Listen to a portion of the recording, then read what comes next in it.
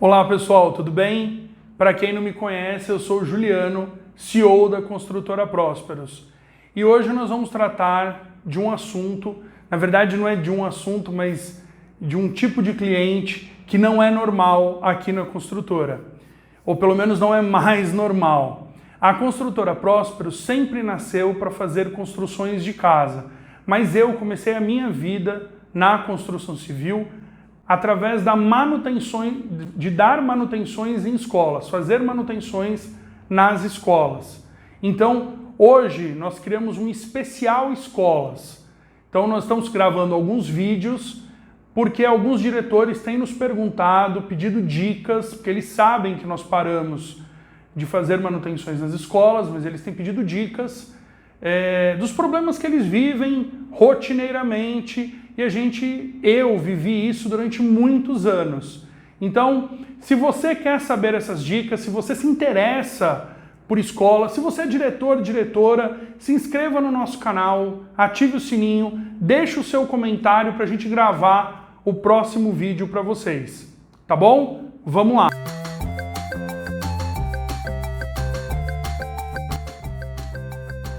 Então, pessoal, hoje nós vamos falar como identificar vazamento dentro das escolas. Toda vez que a gente fala de escola, nós estamos tratando aqui basicamente de escolas estaduais e municipais.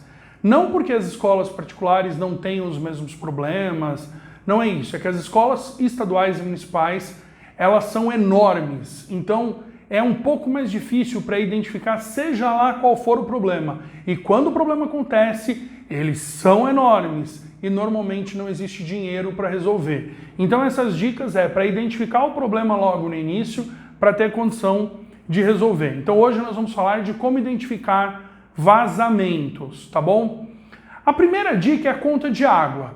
Tem muita escola que é questionada pelas diretorias sobre a conta de água. Então, padrão, né? Se você está gastando X mil reais ou X litros de água todo mês, e de repente a sua conta começa a vir muito alta. Isso é o primeiro sinal, e o sinal mais evidente que você pode ter um vazamento em algum local depois da entrada do cavalete de água. Porque vamos entender isso também, né? Você só consegue ter isso depois que a água passa pelo relógio. A gente já viu escolas com vazamento de água, mas antes do relógio. E ali é Sabesp, é coisa da Sabesp. Mas depois do relógio. Então, a primeira dica é verificar sua conta de água. É legal verificar de tempos em tempos, porque não ter vazamento de água, não ter desperdício e manter o prédio em bom estado, que é uma das dicas que eu vou dar depois, é importante segurar a água no local dela, tá? Segunda dica, muita água saindo na guia próxima à escola, em alguma das tubulações de águas perto da escola. Essas tubulações, elas são tubulações normalmente de águas pluviais antigas, não era para sair água ali. Então, se você começar a perceber que tem muita água saindo dessas tubulações na guia da escola e não está chovendo, não está lavando o pátio da escola, não está acontecendo nada, é um sinal também que pode existir algum tipo de vazamento dentro dessa tubulação, dentro da caixa d'água ou, enfim, dentro da escola. Segunda dica. Terceira dica, falta de água.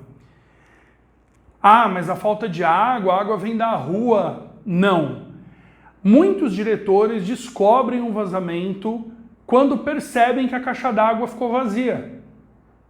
Então, a caixa d'água, existe algum vazamento na escola muito sério, que a água que entra na caixa d'água da rede, da Sabesp, não consegue suprir a torre de água. E essa água escoa toda e o diretor só descobre, o diretor, diretora, só descobre quando existe a falta de água.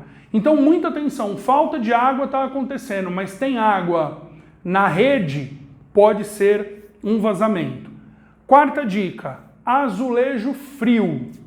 Ó, é engraçado dizer isso. Muitas vezes a gente entra no banheiro de uma escola e percebe duas situações. O azulejo manchado e o azulejo frio. Então, entrou no banheiro, coloca a mão deste jeito no azulejo.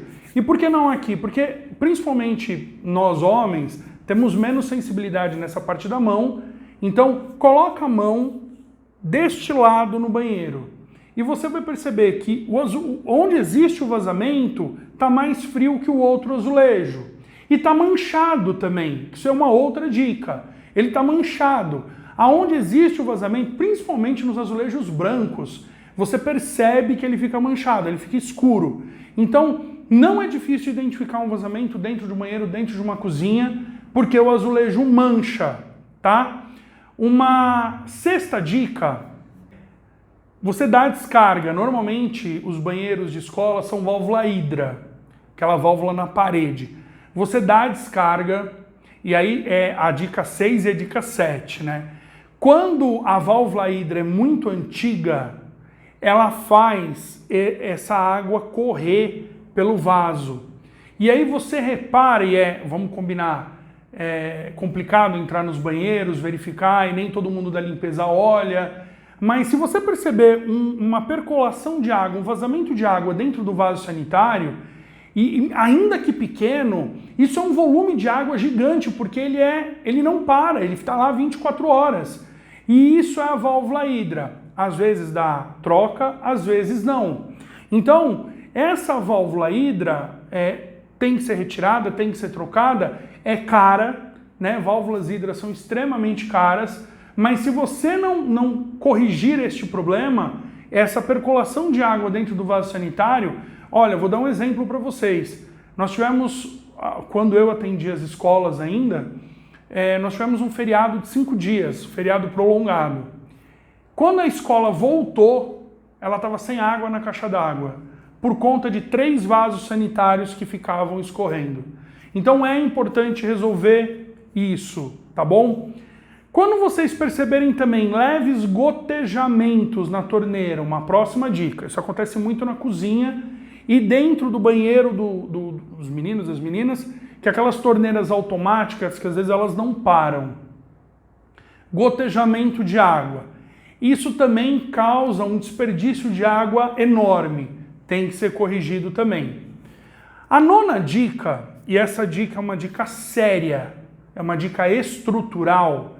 Se vocês começarem a perceber, seja o piso do banheiro, o piso do pátio, o piso externo, um piso que pode ter azulejo ou só terra, se vocês começarem a perceber que esse piso está descendo, está cedendo, muito provavelmente existe um volume de água passando por baixo desse piso e tirando a terra debaixo dele e está fazendo ceder essa estrutura. E por que isso é perigoso? Porque o piso todo pode afundar, o piso todo pode machucar se ele ceder de uma vez. Então, se vocês começarem a perceber que os pisos estão cedendo, muito provavelmente é vazamento de água. Então, tem que pedir para o prestador e tirar esse vazamento. A 10ª dica, quando vocês forem na cozinha, isso acontece muito na cozinha, e vocês baterem no azulejo e perceber que ele está oco, pode ser a instalação incorreta desse azulejo. Mas 90% das vezes é infiltração de água. Pessoal, eu escutei essa semana, a gente já ouviu isso várias vezes, mas eu vou comentar com vocês. Uma pessoa perguntou para mim, não foi diretor de escola, a gente não tem mais contato com eles, não tem muito contato com eles, foi uma pessoa dentro de uma casa, me ligou, falou, Ju, eu tô com uma infiltração numa parede. Se eu colocar azulejo para a infiltração, o que vocês acham aí, pessoal? Aí eu fiz uma brincadeira com ele. Ao invés de colocar azulejo, põe a geladeira na frente. Falou, como assim, Juliano? Porque é a mesma coisa, você está escondendo o problema. A água não vai parar de vir. Então a única coisa que vai fazer, se você colocar azulejo, que a água vai bater no azulejo e vai descer, ela vai percolar para baixo. Uma hora, todo esse azulejo vai descolar e vai cair. Então não faz o menor sentido colocar azulejo em área que está com umidade, de áreas que estão com infiltração ou com vazamento de água. Tem que corrigir primeiro para depois pôr o azulejo. Tá bom, pessoal?